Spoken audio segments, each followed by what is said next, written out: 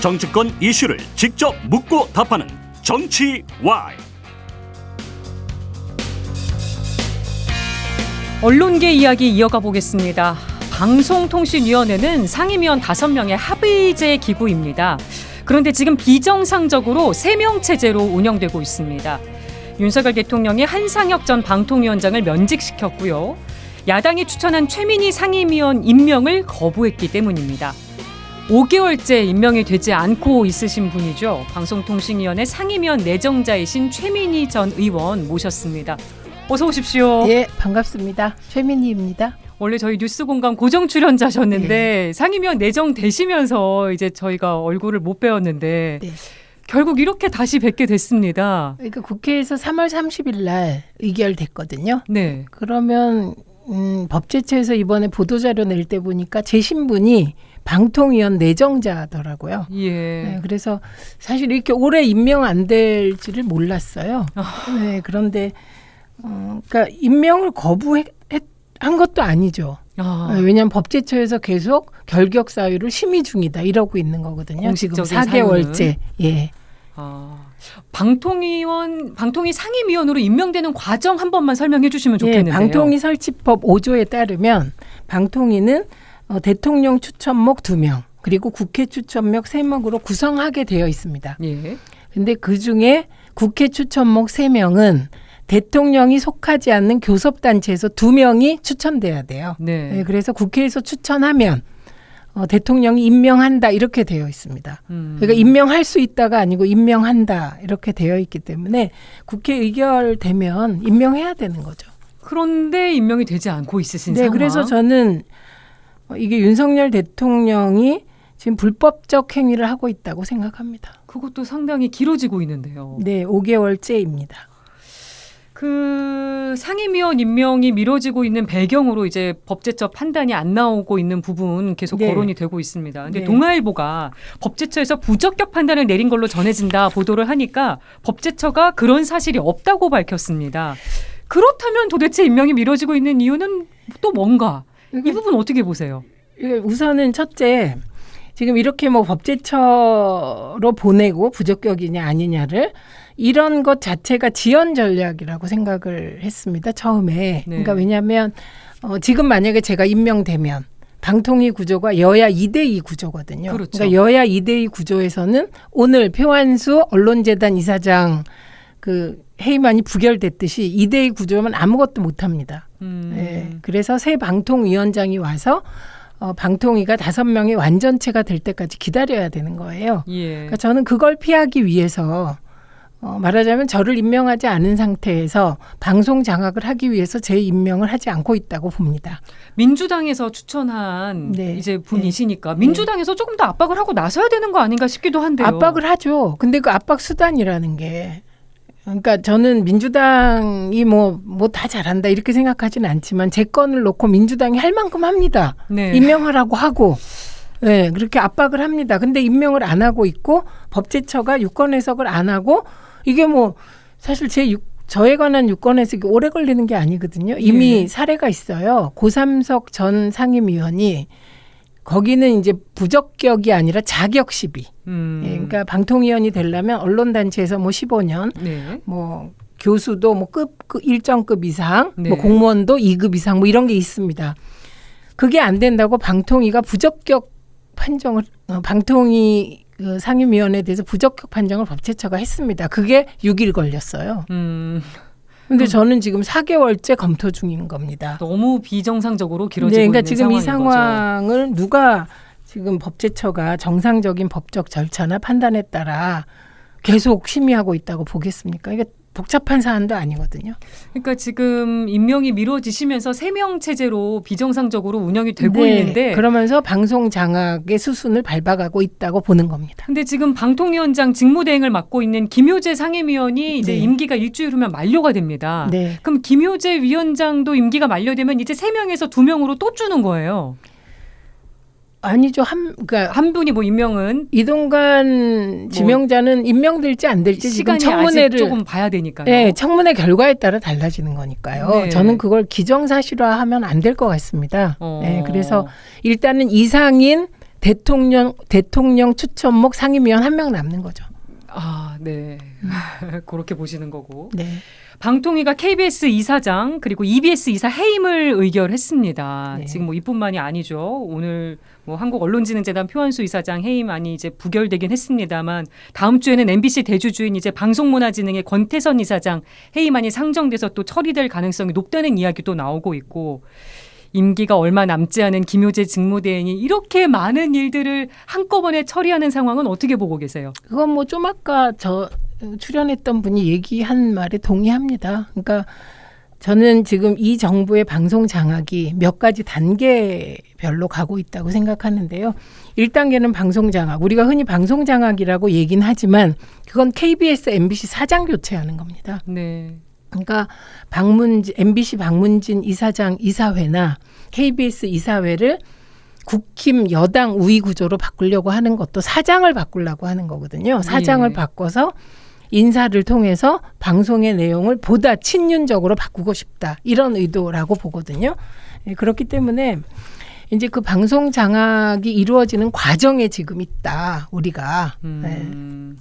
근데 이런 일을 이동관 후보자가 만약에 방통위원장 임명이 된다면 추진해도 되는데. 근데 1단계, 2단계 그렇게 해서 아까 꽃길을 깔아줬다고 표현하던데 그러니까 흔히 손에 피를 안 묻히고 위원장이 되면 그 위원장은 방송 구조 조정에 들어갈 거라고 봅니다. 그걸 또 다음 단계로 보시는 거고. 예를 들면 보수 쪽에서 오랫동안 공영방송 일부 민영화를 주장해 왔어요. 그래서 그 수순에 들어가려고 한다. 그래서 일부 정부 혹은 KBS 등이 지분을 가지고 있는 라디오는 뭐 그것도 다시 민영화해서 어딘가로 뭐 주파수를 배분해 주거나 이런 작업이 2단계인데 그 2단계 작업을 이제 새 방통위원장이 하려고 하는 게 아닌가 싶습니다. 근데 이 부분은 되게 걱정하시는데 저도 걱정돼요. 왜냐하면 방송 구조 조정은 절대로 2인 체제나 3인 체제에서 하면 안 되죠. 이건 고도의 사회적 합의가 필요하기 때문에 이건 5인 방통위 체제에서 논의해야 하는 겁니다. 네, 그래서 방통위를 완전체로 빨리 출범시키는 게 중요한 것이죠. 근데 지금 3인 체제에서 너무 많은 일들이 처리되고 있다는 거. 네, 이거는 편법이고 아마도 누군가는 나중에 법적 책임을 져야 되지 않을까 저도 판단합니다. 그래서 지금 김현 방통위원이 심지어 단식까지 해가면서 이 저항하고 있거든요. 이 방송 장악의 과정에. 그런데 그것도 무시하고 제가 이렇게 봐도 예를 들면 KBS 수신료 분리징수를 강행하는 과정에서는 정작 당사자인 KBS를 불러서 청문도 안 했어요. 너무 빨리 처리했죠. 네, 이게 완전히 군사 작전 하듯이 속전속결 해버렸는데요. 이 과정은 지금 다 기록되어 있고 이 기록된 결과에 대해서는 책임을 묻게 되지 않을까 생각합니다. 그리고 제가 방송 구조조정 지금 말씀드렸는데 그러면 이게 방통위 차원에서 방송 구조조정을 할 수 있냐. 공영방송 일부 민영화를 할 수 있나. 그건 아닙니다. 법적 사항입니다. MBC 대주주 그 방송문화진흥의 이사로 선임된 차기환 변호사가 지금 차기 이사장으로도 거론이 되고 있습니다. 뭐 아직 된 건 아니긴 합니다만 세월호 참사나 5.18 광주 민주화운동 폄훼하고 극우 성향으로 알려져 있는 분인데 이분 또 KBS 이사 시절에 법인카드 사적으로 이용하셨던 그런 전력도 있고 이 상황은 어떻게 보세요? 지금 역설적인데 남영진 이사장이나 그리고 정연주 방송통신심의위원장이나 이런 분들을 굉장히 강도 높은 감사 등을 통하여 밝혀낸 게 법인카드 유용했다는 거거든요. 그런데 그 법인카드 유용을 예를 들면 이쪽은 하면 문제가 되고 저쪽은 하면 면죄부를 주고 이건 아닌 거죠. 아닌 사람은 아닌 겁니다. 그래서 대단히 부적절한 인사라고 생각합니다. 지금 있는 이사진도 그걸로 문제를 삼고 있는데 네. 그런데 한 사람도 과거 이 이미 있으니. 문제가 됐던 분을 그 이사로 임명은 깜짝 놀랐어요. 그리고 방문진 이사를 이미 했는데 그렇게 골라서 하는 게 정말 비상식적이죠. 이동관 후보자 인사청문회가 이제 모레 열리게 됩니다. 어떻게 전망하세요? 저는 민주당도 야무지게 지금 문제점에 대해서 준비하고 있고 언론에서도 저로서는 저게 문재인 만약에 전 정부 탓을 많이 하는데 이게 전 정권 시 같았으면 절대로 방통위원장에 내정도 못한다고 생각합니다. 학폭 하나로도 못하죠. 그 논란으로도. 네. 예. 그래서 민주당도 만만찮게 준비하고 있다. 예. 그래서 저는 이동관 내정자에 대해서 이동관 내정자는 과거 방송 장악에 책임을 져야 될 분이라고 생각합니다. 그러니까 뭐 학폭 논란도 어마어마하게 큰 문제죠. 예. 예, 그리고 다 큰 문제지만 가장 심각한 건 방송통신위원장으로 내정된 거니까요. 예. 예, 저는 방송 장악에 책임지셔야 될 분이 방송통신위원장을 하는 게 가학이나 한가, 이게 엄두조차 낼 일인가 이렇게 생각합니다. 예. 그래도 이동관 후보자가 임명 가능성이 현재로서 높아 보입니다. 윤석열 대통령 임명 의지가요. 책임지는 거죠. 그래서 정치적인 책임이라는 게 있는 거고, 제가 알고 있는 한 여론조사 결과들도 그렇고 제가 알고 있는 한 여당 내부 그리고 심지어 용산 내부에서도 이건 너무 무리하다라는 생각을 가진 사람들이 있습니다. 네. 예, 이게 그리고 여당 지지자들도 반대가 더 높다는 여론조사도 있었습니다. 네. 그러니까 이게 무리하게 강행하는 거죠. 예, 그럼 그 무리한 강행의 대가는 정치적으로 반드시 치르게 됩니다. 네. 민주당이 이동관 후보자에 대해서 법제처의 유권 해석이 이루어져야 된다는 주장을 하고 있더라고요. 그건 이제 인수위 경력 때문에 그런데요. 예. 예, 본래 지금도 인수위원을 한 분은 3년이 안 지나면 방통위원도 못하게 돼 있어요. 위원장은 물론. 근데 지금 고문이었다는 거 아닙니까? 예. 근데 이제 중요한 건 그 인수위 고문뿐만 아니라 대통령의 정치 특보잖아요.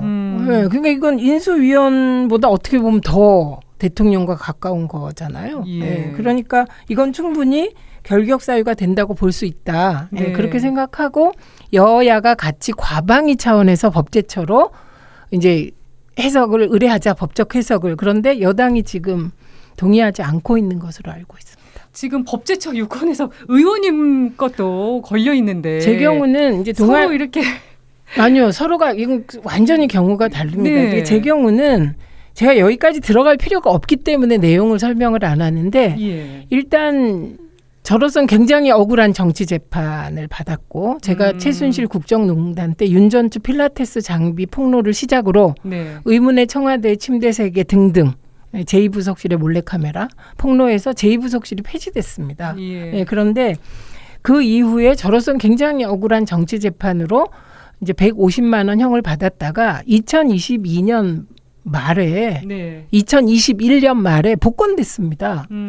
복권됐는데 그 복권을 인정하지 않겠다는 거예요. 보도에 따르면. 그게 말이 됩니까? 어떤 분은 대법 선고받고 2개월 만에 사면 복권되고 김태우 전 강서구 예, 어떤 분은 3개월 만에 사면 복권돼서 다시 출마한다는 거 아닙니까? 그러니까 그 복권은 인정되고 저의 복권은 인정 안 하는 게 말이 됩니까? 그래서 저는 그 해당 기자께 그걸 판단 좀 해보셔라 이렇게 공개적으로 말씀드리고 싶고요. 그다음 FKII라는 비영리 민간단체가 있습니다. 그게 예. 160개 단체가 들어와 있는데요. 예. 그러니까 여기는 기간통신 사업자가 아닙니다. 주로 코딩 등 교육 사업을 하는 데인데 거기에 제가 상금 부회장 한 것이 기간통신 사업자와 같은 것이다라는 요지의 주장을 하는 거예요. 그래서 결격 사유 아니냐 이런 네, 주장을 이런 하고 건데 있는데. 만약에 이게 결격 사유였다면 저는 고3석 위원 때 6일 만에 법제처가 유권 해석을 했듯이 제 경우도 6일 만에 나왔을 거라고 생각합니다. 그런데 또 너무 길어지고 있는 부분. 네, 그리고 그건 기간통신 사업자가 정부 홈페이지에 다 나와 있습니다. 네. 거기에 들어있지 않습니다. 예. 그래서 이렇게 들어가면 이건 뭐 너무 미주알 고주알 하는 거고 핵심은 제가 지금 임명되면 여야 2대2 구조잖아요. 네. 여야 2대2 구조에서는 방송을 장악하기 위한 어떤 것도 할 수가 없기 때문에 제 임명을 하지 않고 있는 것이라고 봅니다. 네. 방송통신위원회 상임위원 내정자이신 최민희 전 의원과 얘기 나눠보고 있습니다. 지금 유튜브 댓글로도 많은 분들이 의견 주시면서 함께하고 있는데요. 정희선 님이 윤석열 정부 하에서 이해하기 어려운 일이 왜 이리 많이 발생하는지 답답합니다. 의견 주셨고 네, 그리고 이제 외눈선장 캡틴님도 이동관 씨에 대해서 또 의문을 제기하는 글 남겨주셨고, 다시보금님께서는 이제는 통제가 무조건 통하지는 않겠지만 언론이 장악되는 건 언론뿐만 아니라 국민들의 눈과 귀와 입을 막으려는 것으로 보여진다. 이런 우려를 또 나타내 주셨습니다. 지금 모레 인사청문회 관련해서 증인 채택이 되지 않고 있는 부분, 이게 장제원 의원이 과방위원장을 맡고 있어서 더 어려운 상황이다. 아까 윤청현 언론노조 위원장님도 얘기해 주셨는데 이 부분은 어떻게 지켜보고 계세요? 일단은 우선 첫째 학폭과 관련하여 그 학생들이 과거에 썼다는 진술서가 있습니다. 네. 그 진술서 내용이 저는 정말 저로서는 상상할 수 없는 내용입니다. 그런 학폭 논란의 와중에서 방통위원장에 지명됐다는 건 저로서는 상상할 수 없는 일이고요. 그것을 아마도 민주당 의원들이 조목조목 청문회에서 지금 있는 자료만으로도 저는 문제가 너무 크다고 생각하거든요. 예, 그리고 증인 채택을 위해서 노력해야 되겠지만 국회는 협상의 공간이잖아요. 협상과 타협의 공간인데 그 타협이 안 될 경우 지금 있는 자료만으로도 저는 경악할 만한 내용이 너무 많다고 생각합니다. 이동관 후보자가 공산당 기관지 운운했던 거 언론과는 어떻게 보셨어요? 그거는 저는 뭐 딱 한 분의 풍향계를 맞춘 거라고 생각합니다. 어제 광복절 경축사와도 일맥상통하는 거잖아요. 공산주의 얘기가 많이 나왔죠. 그런데 이미 페레스트로이카로 동구권이 몰락한 이후 이념의 시대는 그런 식의 이념의 시대는 전 끝났다고 생각합니다. 그리고 정부와 여당에선 계속 공영방송 정상화를 하려는 시도라고 얘기를 하고 있는데 그게 이제 의제 왜곡이라고 저는 보고요. 방송 장악이라고 생각합니다. 지금 KBS, MBC 상황은 어떻게 보세요? 정말 공영방송 정상화가 필요한 상황은? 저는 이미 KBS의 경우는 뭐 지난번 잼버리 콘서트 할 때 KBS의 프로그램을 편성을 취소하면서 협조하는 거. 네. 네. 그건 사실 공영방송으로서 어쩌면 해야 되는 역할일 수도 있습니다. 근데 그게 과연 정상적인 상황에서 그렇게 됐을까? 네. 혼자 잠깐 생각했었어요. 그리고 KBS 보도 보면 상당히 무뎌졌어요. 이미 저는 친윤 언론화 되어 있다. 95% 이상 이렇게 봅니다. 예. 여기저기. 지금 그래도 임명이 강행될 걸로 보이는데 앞으로 어떤 일이 벌어질 거라고 예상하십니까? 저는 사실 얼마 전에도 단독들이 지금 쏟아져 나왔는데 그동안에 이제 논리가 이 홍보수석실이 했지 홍보수석은 몰랐다였는데 대변인일 때 대변인이 보고했다는 그 언론 보도가 나왔잖아요. 네. 그 단독에 대해서 언론이 다 주목해야 되고 받아줘야 되고 저는 그게 맞지 않나 이렇게 생각을 합니다. 그런데 제가 95% 이상 장악된 것 같다. 이렇게 보고 그러니까 다들 이렇게 문제가 많은데 임명할 거야. 그냥 임명할 거야. 이렇게 기정사실화 하시는 것 같아서 되게 안타깝습니다. 저희 평화방송을 포함해서 언론들이 어떻게 역할을 하거나 움직여야 된다고 보세요? 첫 번째 팩트 체크죠. 언론은 사실 보도가 생명이고요. 그 있는 사실 뭐 전 모르겠습니다. 학폭의 경우도 진정서에 있는 정말 어마어마한 내용들이 어떻게 확인될 수 있을지 청문회를 통해서 그런 거 언론이 팩트 보도해야 되고 그 팩트에 따라서 시시비비를 가려줘야 되는데 저는 뭐 전혀 그렇게 하지 못하고 있는데 더 이상 어떻게 장악을 하시려고 하나 그게 엄청 궁금합니다. 그럼 윤석열 정부를 어떻게 저희가 감시하고 견제를 해야 될 것인가? 지금 이 상황에서 사실 보도하시면 됩니다. 사실대로. 네, 전 사실 보도하면 된다고 생각합니다. 네, 국민들한테 하시고 싶은 말씀, 메시지가 있으실까요? 국민들한테는 제가 지금은 당적이 없어요. 국회에서 의결되기 전에 이제 그 국회 사무처에서 검증받기 전에 제가 당적을 버려야 돼요. 당적이 없지만 민주당 당원이었기 때문에 사실 우리가 조금 더 잘했어. 이런 상황이 안 오게 해야 되는데 국민들께 뭘 더 바라는 게 너무 죄송해서 그냥 시민의 한 사람으로서 어떤 경우에도 좌절하지 말고 스스로 팩트 체크해가면서 대한 매체를 통해서 늘 눈 부릅뜨고 워치독 역할을 시민들이 같이 하셨으면 좋겠다.